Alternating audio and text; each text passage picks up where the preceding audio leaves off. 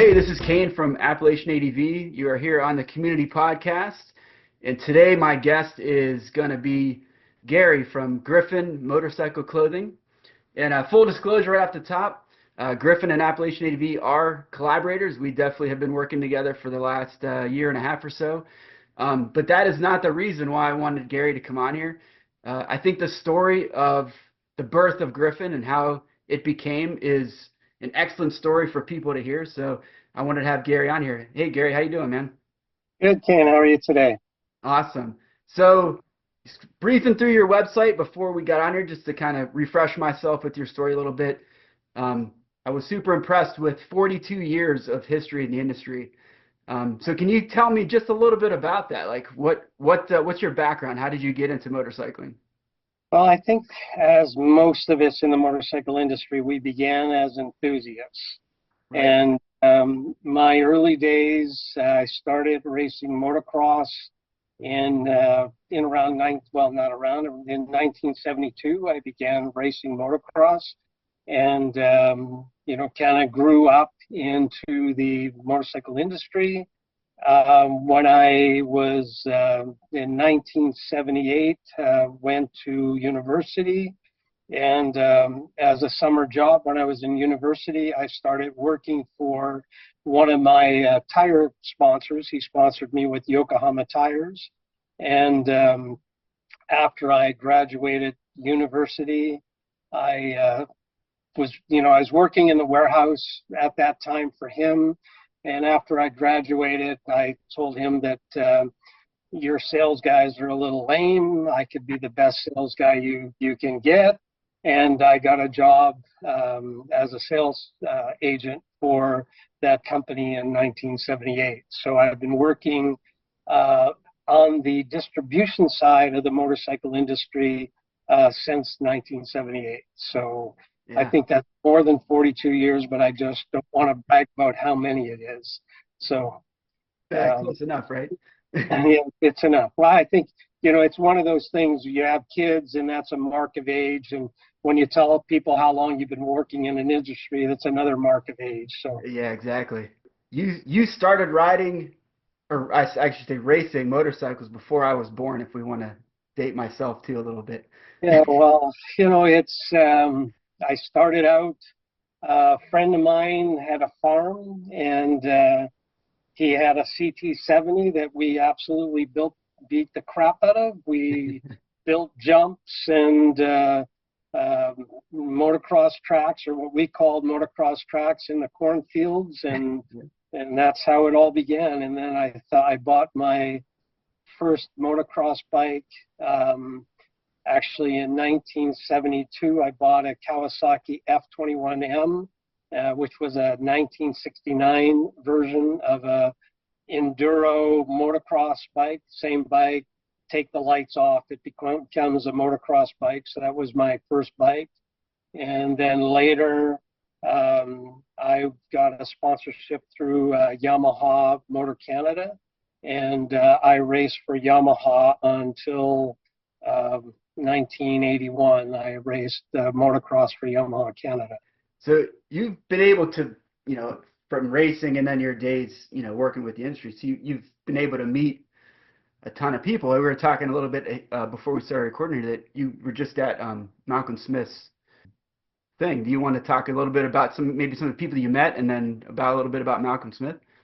I had the privilege of going to Malcolm Smith's celebration of life. For those that don't know, Malcolm passed, less than a month ago, I think, to this point, or possibly around a month ago. And his family did a fantastic event at his dealership in Riverside, California. And Jenny, my wife and business partner, were able to attend. Basically at that event, there was between 1,500 to 2,000 people, and many of those people were ex-racers that I've known from the past. Bob Hanna was there, Ricky Johnson was there, Danny Laporte was there, first American to win, the World Motocross Championship, Ron Lachine, It was surprising. I know Malcolm is known by many people for his participation on, a historic movie. I think it was 1969-ish type area on any Sunday. Yeah. And it was really nice to see Mart Merwal was there as well. And so just a lot of industry people, a lot of people that I've dealt with in the past, from Michelin tires to Chirby's to Answer products to, Yeah. they were all there. So it was a really nice event. Yeah. So you mentioned your lovely wife, Jenny. Mhm. I've interacted, probably more with her and Melissa. So Right. how about, since we're wanting to talk a bit about Gryphon too, like, let's talk a little bit about your relationship with your coworkers there. Like, how did you guys all come together and want to do this? Well, Jenny and I met, Jenny, as I said, is my business partner and co-founder of Gryphon. And how Jenny and I met in 2005, I was working in Indianapolis. I worked for a company called LDI. LDI stands for Lacey Diversified Industries, and they were the holding company that owned Tucker-Rocky Distributing. At that time, Tucker-Rocky Distributing was the largest aftermarket distributor in America. They had 13 warehouse locations across America and 2 locations in Canada. And so I went down to Indianapolis in 2005 from Canada, and I worked at the LDI corporate office. And there I held, different roles with LDI, as far as I would call it an in-house consulting company. So we would go out to their various distribution businesses, including Tucker-Rocky, and we would do process audits to ensure that everything was on the right path for continued growth and profitability. So Jenny and I met in 2005. In 2011, I took Jenny back to Canada. During that period, I became an American citizen, so Yeah. I have the privilege to be both Canadian and U.S. citizen. And Jenny, I took her to Montreal, Quebec, which was for somebody from the cornfields of Indiana to go to a bilingual province was probably not the best thing to do, but she was a trooper. If you have ever, if anybody has the opportunity to meet Jenny, she is a heartwarming, wonderful girl. And, and during that time, Jenny became a Canadian citizen. So long story short, in 2019, I decided, okay, I've worked long enough. Let's shut her down and let's try this retirement life. And I think it lasted maybe 2 months, and I just couldn't take not doing anything. Yeah. And in that time, I've had friends that I've met over the 40 some odd years that I've been in the motorcycle industry saying, hey, let's do this together. Let's do this. So in 2019, Jenny basically talked me into starting Gryphon Motorcycle Clothing. And so we began Gryphon, the planning of Gryphon in 2019, and then we launched Gryphon January 2020, knowing that a month or 2 later, COVID would strike. Yeah. And that, basically how we started. And, people kind of ask us sometimes, why is the quality of Gryphon so good, for maybe the price point that they perceive to be low or mid-range. Right. And part of the reason that Gryphon, the quality of Gryphon is so strong is that over that 40 some odd years, I know who to talk to, right? It's I know where to buy the Kadura nylon. I know where to buy, our waterproof membrane. And, so we basically, the suppliers that I had worked with for other brands, I've worked with the development over time of First Year Hungarica with Eric Anderson. when we were at my Tuckeraki days, we distributed First Gear, Hungarica. I've been involved with Joe Rocket, Olympia, Speed and Strength, a number of other Knox when they made an entrance into the North American market. So I've had the opportunity to visit factories, visit suppliers, and to create relationships with these people that now that I'm the little guy and not the big guy, it's kind of like, it's like our sewing partner told me. He says, "I'm giving you my brother-in-law deal."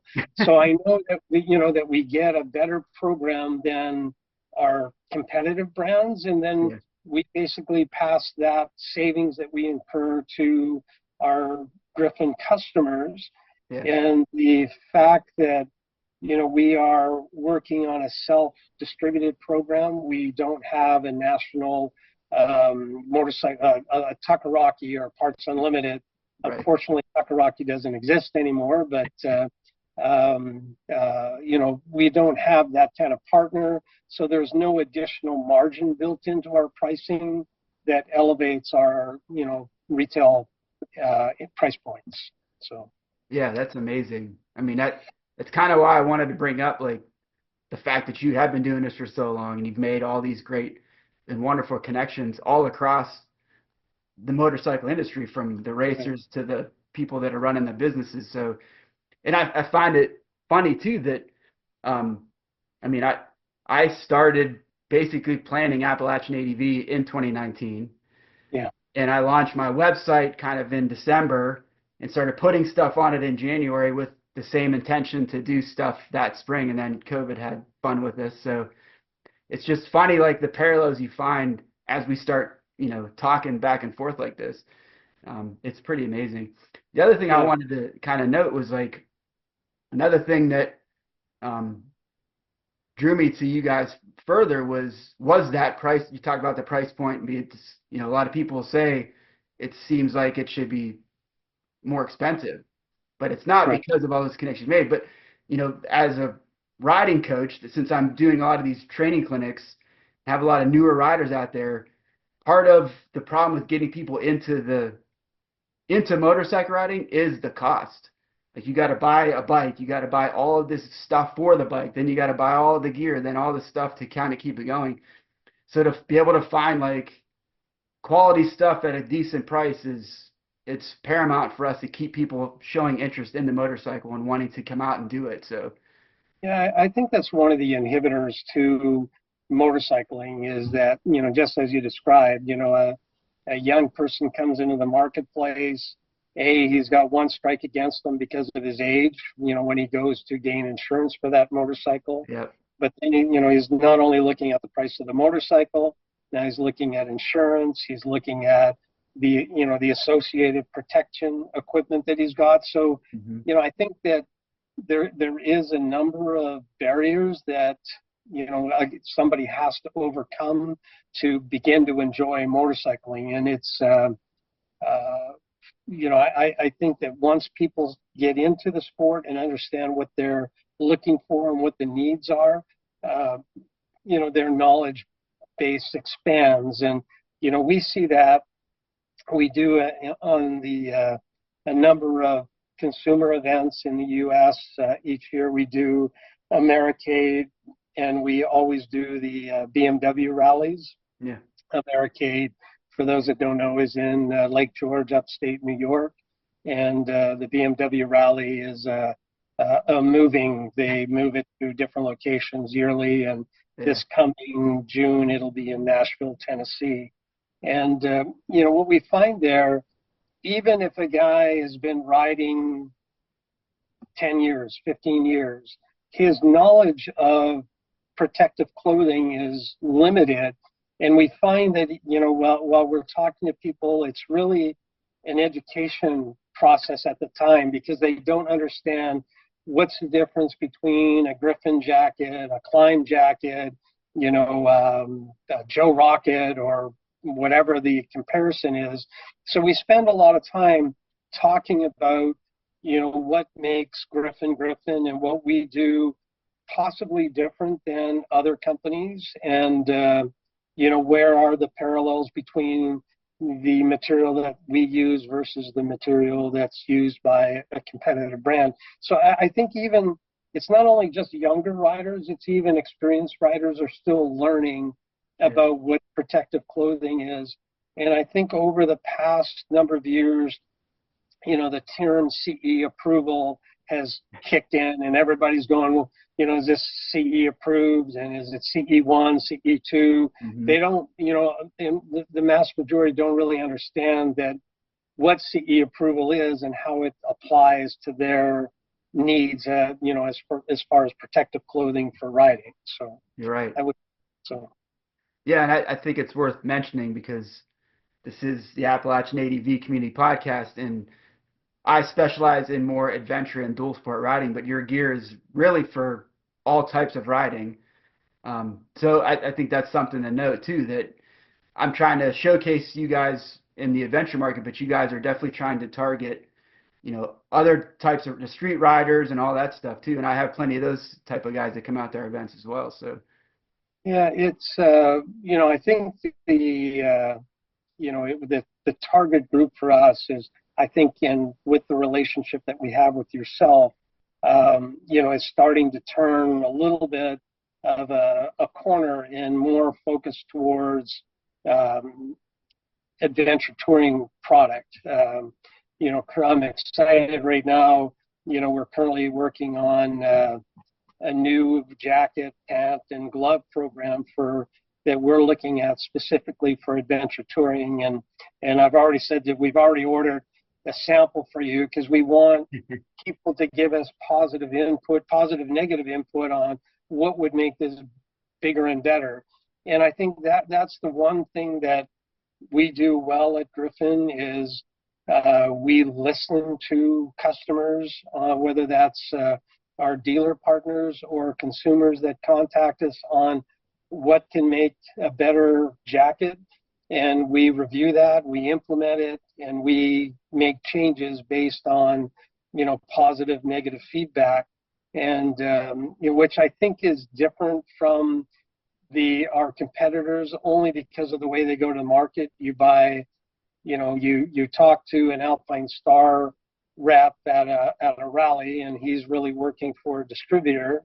You tell him something's wrong. How far up the food chain does that go before it hits somebody in Italy to say you should have a snap on your jacket here? And that sort of thing just doesn't happen. But for us, it does. Somebody will tell us that their neck bothers them and they need to have a different way to open to keep their neck open when it's hot out, and we do it. So just different. Yeah, that's the thing I've loved about collaborating with you guys is there are a couple things like that you've mentioned. Like, you are definitely open to like people telling you what's right and what's wrong. Right. Nothing's perfect, and nothing out there in this world is perfect. And if you are constantly trying to reach that, that means that you're improving things. And that's what I got from you guys, was every time I would say something, you're like, oh yeah, we thought about that already, and this is maybe why we can or can't do that. Or it's like, oh, we didn't think about that. Maybe we can try to add something like that in there. So that I've always had a good feedback from you guys just from that. Well, I think, yourself that some of the products or the, features that we've incorporated in some of our newer products are directly from our collaboration, where you say this should be this or this should be this. And, we've listened and we make those changes positively. And, I think, as Jenny and I do the designing, because we do all of the, the sizing templates, the artwork design, Jenny and I myself do that, and everything looks great on paper, right? When you do things, it looks great on paper. It's not till, you get a real world experience of that product, you really understand, did I hit it right or did I hit it wrong? And I think it's that openness to accept criticism that only makes things better. Yeah. And, when you talk about Gryphon, that's what Gryphon is. And I think at the beginning of, the comments that you've made with, who is Gryphon and how do we collaborate? Yeah. The reason it works so well for us, Gryphon is a family business. Yeah.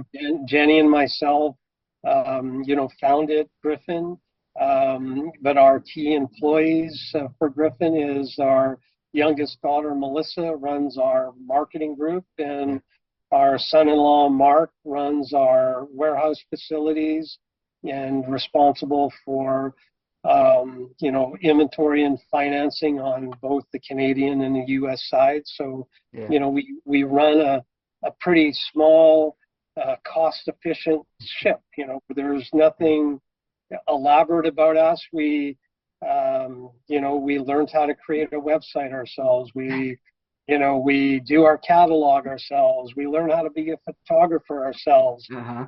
We're not outlaying tens of thousands of dollars to hire a photographer. We'll figure it out ourselves and do it ourselves. So, Yeah. if the photography is bad, it's bad on me, because I've become the photography with much criticism from Melissa. But anyway, That's funny. Yeah, that's another thing I love about you guys is we're like a kindred. Our companies are kindred spirits because yeah, we started around the same time. I also wear all of those same hats. I have my family that is helping me do the yeah, events. Like it's very Twilight Zone almost, like your company yeah, and my company together. yeah. Something else I was wanting to mention, um, going back to you guys kind of being involved in everything. Um, I don't know, it was sometime last year. My buddy Bob, who's been out to a couple events, reached out to me and was asking me about some of the Gryphon gear. He was looking at, maybe getting some. And I gave him my feedback on the stuff that I'd use, and he asked me about some other gear that I hadn't really tried yet, and I didn't want to answer the questions because I'm not, if I haven't used it yet, I don't want to like tell you. So I said, oh, they have contact on their website. Just jump on there and ask them. They'll be able to give you some information. And then he came back and basically said, I just got off the phone with Gary and we talked for like an hour and he gave me all kind of recommend. And he's like, he was just blown away that he was talking to the owner of Gryphon. Well, we you say, we do everything, and on our website, we have a feature, a Jivo chat feature on our program. It's a live chat, and we have people in the office that support it, and somehow I'm always the fastest to answer it, or Jenny's second fastest to answer it, and we get on the phone with people, and we spend upwards of 45 minutes to an hour and a half helping them. If we get into a situation that needs more detail, I ask them, can you give me your phone number and I'll call you and we can talk about it, and end up doing that. But the funny story on the Jivo, when I first put it on our website, I really thought it would just be ask a question, give an answer, say goodbye. And, what colors does this come in? Blue, red, and green. Okay, bye, thank you very much. And, but it really has become a real community builder for us. We've actually developed some pretty strong friendships and relationships over Jivo. Currently, we travel a lot for Gryphon, and currently we're in Palm Springs area traveling, and we're actually staying with people that we met on our live chat 4 years ago, and we're staying with them now. They've just become a good friend of ours, and it's just crazy how it all worked out. So, we have friends across America, across Canada, that we've developed relationships with, and visit them as we travel through their areas. And it's actually a crazy thing, but it's Yeah. great. Yeah. That's the thing I loved about, because I didn't really start riding motorcycles till I was a little bit older in life, and I'd always played team sports. If people listen to this before, they probably heard this already a million times, but the team sport thing always grabbed me. And when I started doing the motorcycle, it was just me and a couple guys, and then I started going to events, and I was realized, oh, it is a community. Like Yeah. you find all these great friendships through motorcycling, and it's pretty amazing. Yeah.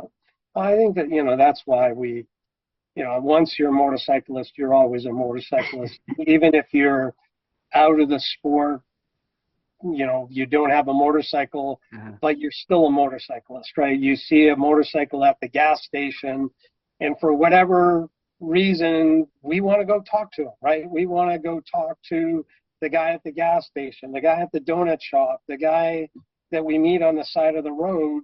Motorcyclists are drawn to each other. It's just such a welcoming community, regardless if you're riding a Harley to you're riding, a Yamaha 250, people are still waving at each other going down the highway, wishing them the best. And yeah. like I say, you see them in a restaurant, and you're the first one to go talk to them about what's their motorcycle experience, or, hey, do you know a great place to go for a ride? It's a great community.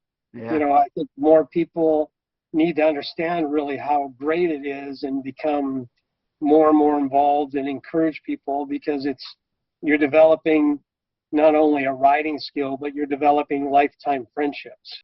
Anyway, I believe it's really, motorcycling for me has been part of my life since I've been 12 years old.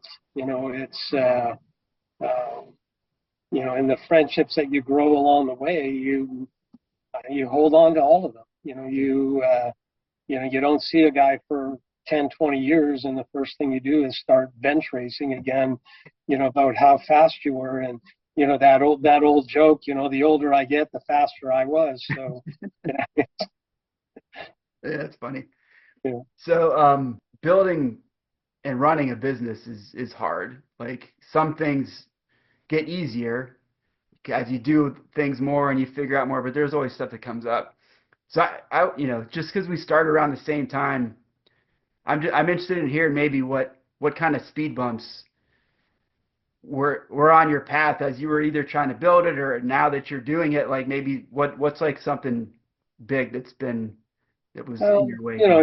Definitely COVID for both of us was a big thing. When we began in January of 2020, we anticipated receiving our first inventory shipments in around March or April of 2020, and we didn't see anything until November of 2020. So really, as far as Gryphon being in the public eye, it wasn't really until 21 Right. that inventory was available. But in hindsight of that, COVID might have actually been a good thing for us, because it allowed us to get, all of our ducks in the row, get the website created, Mm-hmm. Begin to work on the creation of a dealer network across Canada and the U.S. Although people didn't see Gryphon at the beginning of time, I had strong enough relationships that I could do, phone up one of my, dealer friends that I've dealt with for, decades and say, hey, here's what I'm doing. Trust me, this is a good thing. So at the beginning of time, we did a lot of trust me sales. And, so that worked out well. And when things did start to come in, it moved quickly. And, that's been one of the more positive things for me was, the quick development of our dealer network. On the speed bump side, it's really, the continuing to grow our dealer network and to gain consumer confidence about the quality of product. I think that we, meet a lot of dealers across America, North America, I guess would be the term. And, we always meet with positive reception. We have a very strong program for dealers. And, everywhere we go, we continue to grow our dealer network. It's just that there's Jenny and I and Mark and Melissa. So it's, it's really based on how, our limited resources and the amount of time that we spend, which is, and I'm sure the same with you, it's people say, hey, it's great you work for yourself. And, I go, yeah, it's great. I work for myself. I work long hours and I don't get paid, so it really is, I think just the passion to see Gryphon grow. I look at it as, a family legacy. I'm hoping that Gryphon grows, continues to grow as it is, that Melissa and her family and Mark can take over, the helm when I truly do want to retire. And, so that's, part of that is getting everything set that, we've got a solid relationship. We have, something I never really worried about was, Google reviews, but, Mark and Melissa in the marketing world, Google reviews are positive. So, we work hard with people when they, when they have an issue. We, not that we have many, but when we do have them, we want to correct it right away.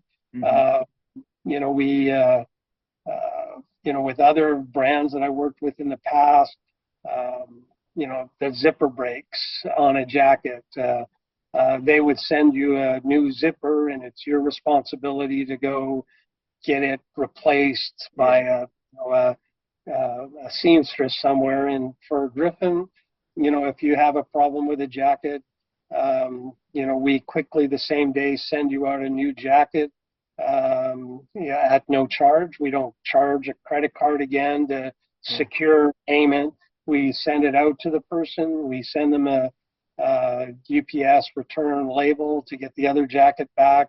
And we want to examine every jacket to understand where the failure point has been. And some of those, failures that we have, again, a learning process for us. We began to put bar stops in different locations. Bar stops is really just a reinforcement threading in different parts of the jacket just to secure on top of the three layers of stitching that we already put in a jacket. So, we try hard to satisfy and continue to,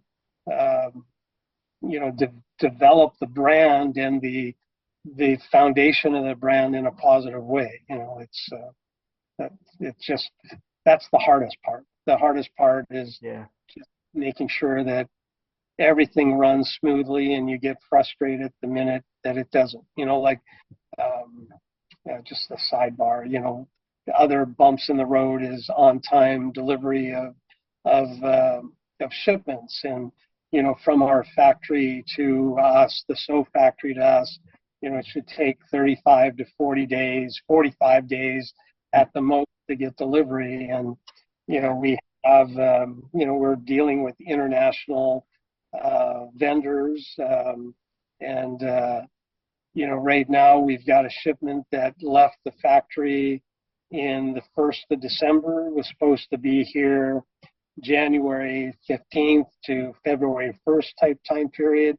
And, who knew that the Somalia pirates were active? And it's like Melissa said the other, when I told her what was happening, she said, where in my adult life did I ever think that I need to worry about real life pirates? And it's, so those are kind of the bumps in the road that happen that you have no control over. The container is left. I can't go. There's nothing I can do to speed it up. And then we got pirates that want to slow it down, or, somebody wants to park a boat sideways in the Suez Canal. Who knows? Right? There's going to be some well-dressed and well-armored pirates out there, I guess, huh? Hopefully, the ship made through. Our container ship had to wait for military escort to get through. So it's coming, but it was delayed. That's funny. To kind of go back to that COVID thing for a sec, I kind of felt the same way. At first, oh crap, and then you're like, well, it's kind of can be a good thing. especially once they started saying, "Oh, we're going to lock people down." I mean, in my mind, I'm like, people are going to go stir crazy. They're going to want to go outside. I'll give them an opportunity to go outside once it's available. So I think that's a big part of business, and taken from your stories too, is like, yeah, you're going to have these roadblocks and things come up, but what positive pathway can you find after you hit that thing? And that's kind Yeah, of what it exactly. sounds I like. think, when COVID was there and slowed us down, it was really just an opportunity to sit back and Yeah.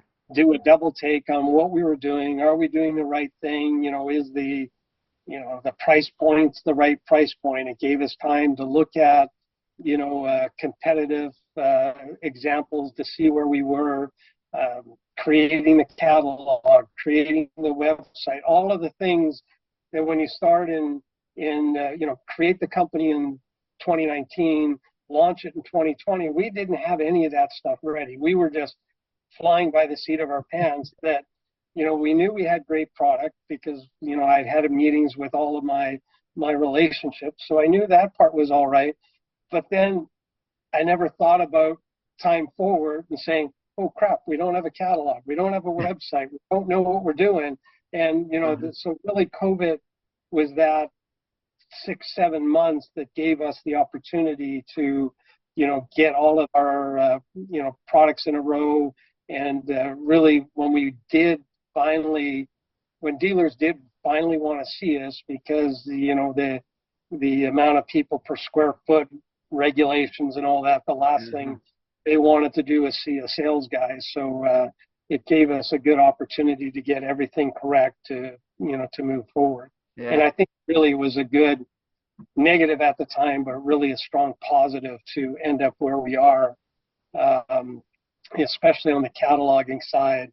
And then I would say that, one of our biggest bumps was smoothed out when Melissa came on board and she took over all of the, cataloging Yeah. and making sure that labeling is right and all the things that I didn't think of right at the time, because as you know, there's just, as a new business, there's just so many things coming at you. Yeah. You're just doing what you think is right, and you're not maybe taking the time to evaluate everything. So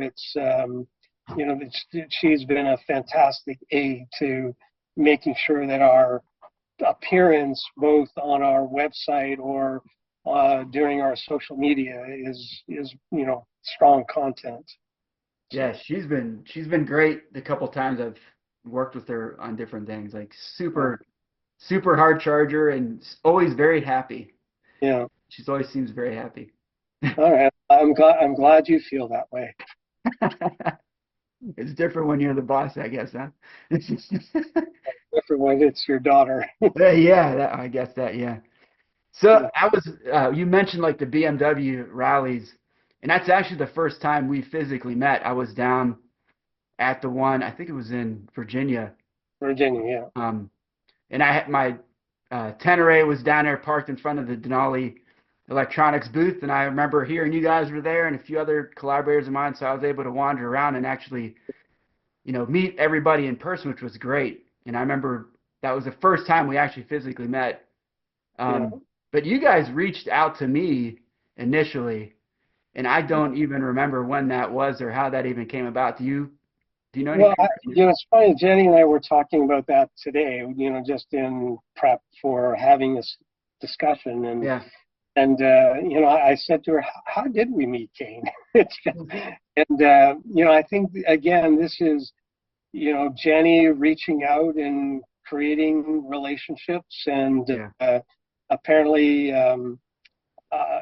we initially met through LinkedIn and Okay. saw each Yeah. other's profile. I think Jenny saw your profile in LinkedIn, reached out looking for, collaborators at that point in time. As a new company, we Yeah. knew the importance of meeting the right people, and we, knew, immediately that, your business was new, and we thought this is a perfect time for us because we can grow together. Yeah. We both want to do the right thing for our customers, and I think that Jenny recognized the strength in what you were doing, and as we began to have discussion, or you and Jenny had discussion, it became a pretty obvious match for us. And we I think look forward to continuing that relationship and treating.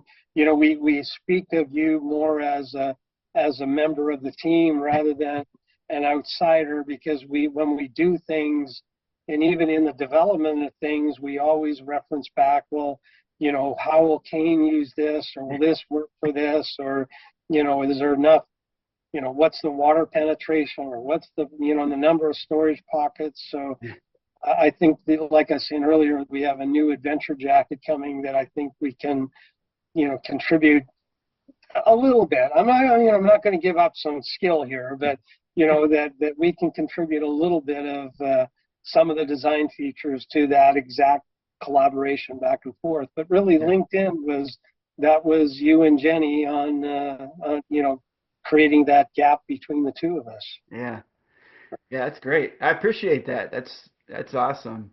And I enjoy the collaboration, because I do feel like I'm part of the team. Not that everything I say is going to be able to be done, but like just the fact that you guys are interested in what I have to say has been. When I read that 5,000 line essay that you sent us about how to make improvements, I start sweating. Yeah,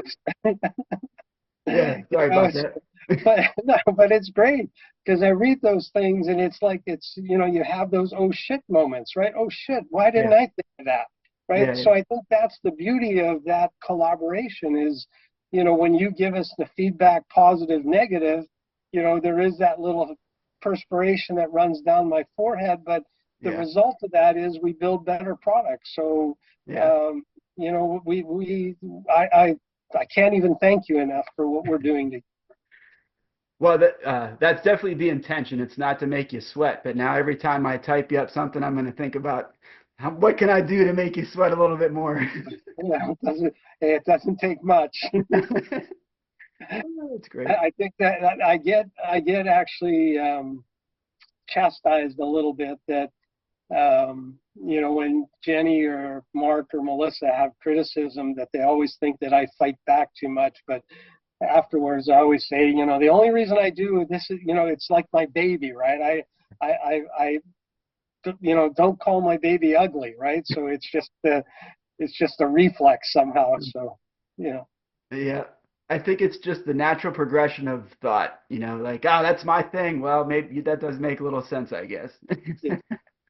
So anyway, I think we look forward to, the relationship that, we've gained with yourself is by far the best, relationship that we have. We have, ambassadors all around the world, in Italy and Australia, all over Canada and the U.S. But the relationship that we have with you is special, and we think of you and your group as part of our family, really. So it's I thanks for that. Yeah, thanks for inviting me in. That's without one there isn't the other. So yeah, exactly. Yeah. So is there anything else you want to talk about before I close it out? One thing that people ask about, though, is where did the Gryphon name come from? And I don't even know if you know where the Gryphon name came from. So no, I made up my own story. So let's hear yours. All right.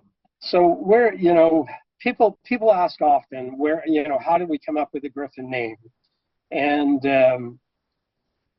as you get older in life, you want to know where you came from. And Jenny at one point bought me for Christmas, the genealogy DNA. Yeah. And so I joined Ancestry DNA, and I'm doing all the DNA kind of stuff. And this was all in around the same time that we were, thinking of Gryphon or whatever it was going to be called. Yeah. And when I was doing the ancestry search on my mother's side of the family, my mother's maiden name was McGuigan, and Irish. I never knew that there was a McGuigan coat of arms. Ah, And when I was doing the DNA search on the McGuigan coat of arms, there's a griffin. And so that I thought that was interesting. And when, looking on my father's side, how did we get to North America? My dad's ancestry came from Wales. And on the Welsh flag, there's a griffin.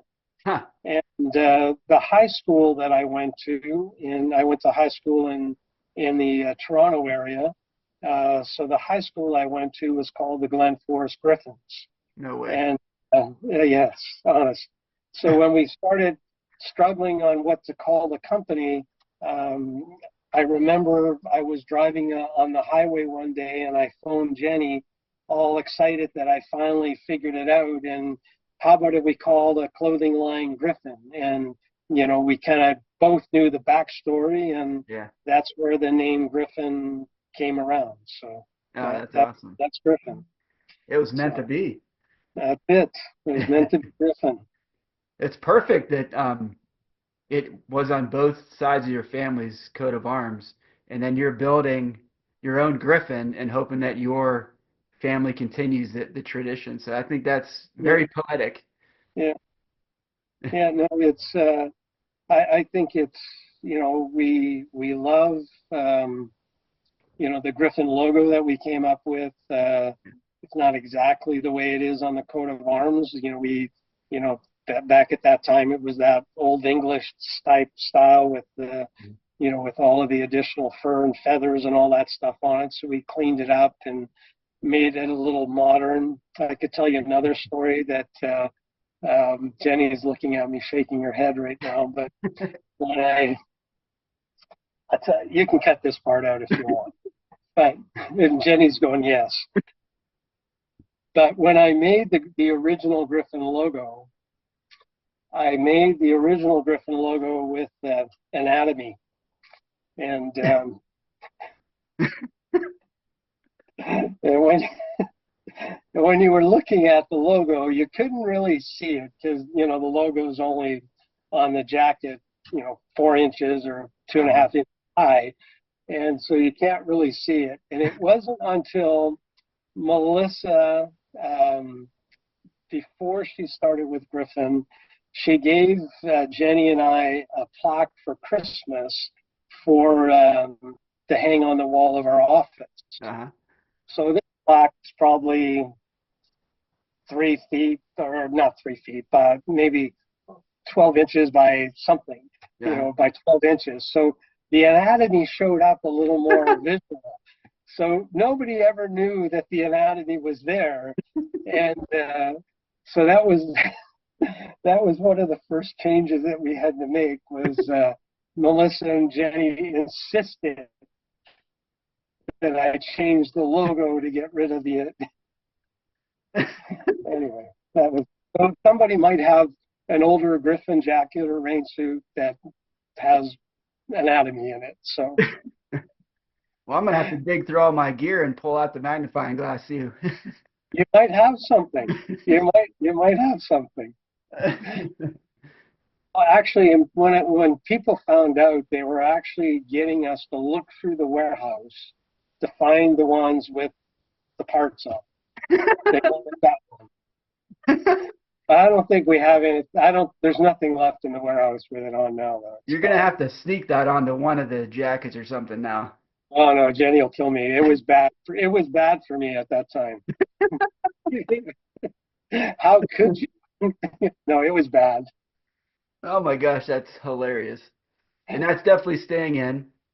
And I think on that note, I think I'll close out the podcast.